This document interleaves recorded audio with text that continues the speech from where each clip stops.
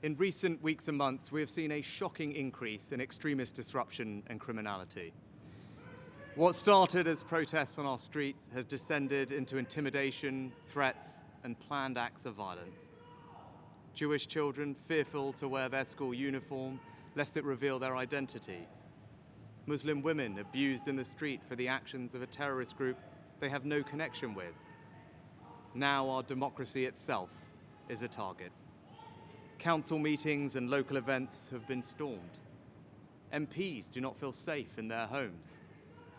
Long-standing parliamentary conventions have been upended because of safety concerns.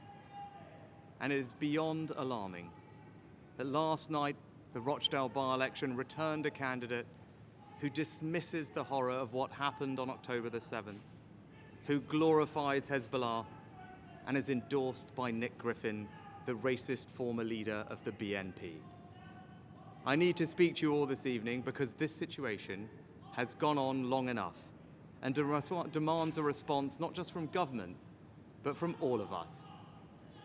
Britain is a patriotic, liberal, democratic society with a proud past and a bright future. We're a reasonable country and a decent people. Our story is one of progress, of great achievements and enduring values. Immigrants who have come here have integrated and contributed. They have helped write the latest chapter in our island story.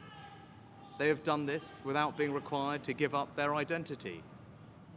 You can be a practicing Hindu and a proud Briton as I am, or a devout Muslim and a patriotic citizen as so many are, or a committed Jewish person and the heart of your local community, and all underpinned by the tolerance of our established Christian church. We are a country where we love our neighbours and we are building Britain together. But I fear that our great achievement in building the world's most successful multi-ethnic, multi-faith democracy is being deliberately undermined. There are forces here at home trying to tear us apart. Since October the 7th, there have been those trying to take advantage of the very human angst that we all feel about the terrible suffering that war brings to the innocent, to women and children, to advance a divisive, hateful ideological agenda. On too many occasions recently, our streets have been hijacked by small groups who are hostile to our values and have no respect for our democratic traditions. Membership of our society is contingent on some simple things: that you abide by the rule of law, and that change can only come through the peaceful democratic process. Threats of violence and intimidation are alien to our way of doing things. They must be resisted at all times. Nearly everyone in Britain supports these basic values, but there are small and vocal hostile groups who do not. Islamist extremists and the far right feed off and embolden each other. They are equally desperate to pretend that their violence is somehow justified, when actually these groups are two sides of the same extremist coin. Neither group accept that change in our country can only come through the peaceful democratic process. Both loathe the pluralist modern country we are. Both want to set Britain against Britain, to weaponize the evils of anti-Semitism and anti-Muslim hatred for their own ends.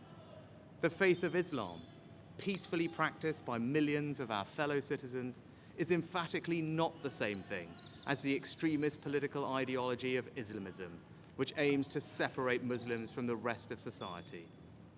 Islamist extremists and far-right groups are spreading a poison. That poison is extremism. It aims to drain us of our confidence in ourselves as a people and in our shared future. They want us to doubt ourselves, to doubt each other, to doubt our country's history and achievements. They want us to accept a moral equivalence between Britain and some of the most despicable regimes in the world.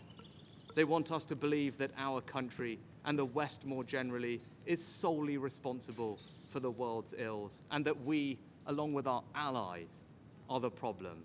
In short, they want to destroy our confidence and hope. We must not allow that to happen. When these groups claim that Britain is and has been on the wrong side of history, we should reject it and reject it again. No country is perfect, but I am enormously proud of the good that our country has done. Our place in history is defined by the sacrifices our people have made in the service of their own freedom and that of others. And when these groups tell our children that they cannot and will not succeed because of who they are, when they tell children that the system is rigged against them or that Britain is a racist country, this is not only a lie, but a cynical attempt to crush young dreams and turn impressionistic minds against their own society. I stand here as our country's first non-white Prime Minister, leading the most diverse government in our country's history, to tell people of all races, all faiths, and all backgrounds, it is not the colour of your skin, the God you believe in, or where you were born that will determine your success, but just your own hard work and endeavour. And we must be prepared to stand up for our shared values in all circumstances, no matter how difficult. And I respect that the police have a tough job in policing the protests we have seen, and that they are operationally independent. But we must draw a line. Yes, you can march and protest with passion. You can demand the protection of civilian life. But no, you cannot call for violent jihad. There is no context in which it can be acceptable to beam anti-Semitic tropes onto Big Ben in the middle of a vote on Israel-Gaza. And there can be no cause that you can use to justify the support of a prescribed terrorist group like Hamas. And yes, you can freely criticize the actions of this government, or indeed any government. That is a fundamental democratic right. But no, you cannot use that as an excuse to call for the eradication of a state or any kind of hatred or anti-Semitism. This week, I've met with senior police officers and made clear it is the public's expectation that they will not merely manage these protests, but police them. And I say this to the police: we will back you when you take action. But if we are asking more of the police, we in government must also back up that call with action. To that end, this month the government will implement a new, robust framework for how it deals with this issue, to ensure that we are dealing with the root causes of this problem, and that no extremist organisations or individuals are being lent legitimacy by their actions and interactions with central government. You cannot be part of our civic life if your agenda is to tear it down. We will redouble our support for the Prevent programme to stop young minds being poisoned by extremism. We will demand that universities stop extremist activity on campus. We will also act to prevent people entering this country whose aim is to undermine its values. The Home Secretary has instructed that if those here on visas choose to spew hate or protest or seek to intimidate people, we will remove their right to be here.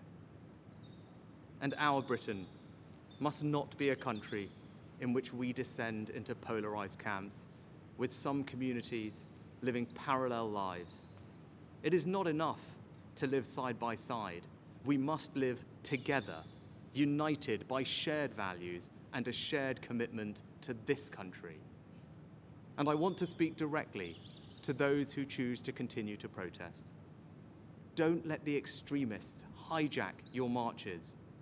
You have a chance in the coming weeks to show that you can protest decently, peacefully, and with empathy for your fellow citizens. Let us prove these extremists wrong and show them that even when we disagree, we will never be disunited from our common values of decency and respect. I love this country. My family and I owe it so much. The time has now come for us all to stand together to combat the forces of division and beat this poison. We must face down the extremists who would tear us apart. There must be leadership, not pandering or appeasement. When they tell their lies, we will tell the truth. When they try and sap our confidence, we will redouble our efforts.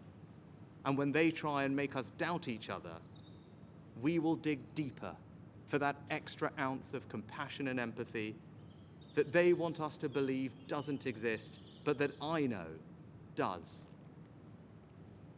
If we do that, we can build on our great achievement in creating today's Britain, a country of kind, decent, tolerant people. We can make this a country in which we all feel a renewed sense of pride. This is our home. So let us go forward together, confident in our values and confident in our future.